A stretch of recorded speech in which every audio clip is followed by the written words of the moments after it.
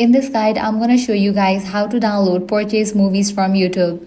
Let's get started. First, launch your YouTube app. Make sure you have already logged in. Now at the top, you're going to find the section as Home, Subscriptions, Movies and TV. Navigate to the section Movies and TV. Here you will find a list of all the movies and TV shows you have purchased or rented through YouTube. Find the movie you want to download and tap on it to open its details page. If offline viewing is available for that title in your region and on your device, you will see the download button. Simply tap the download button and choose your preferred video quality if prompted. The movie will then begin downloading to your device.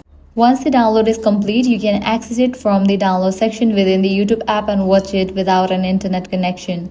Keep in mind that downloaded content can only be viewed through the YouTube app and may be subject to certain viewing restrictions based on licensing agreements, rental periods, or regional availability.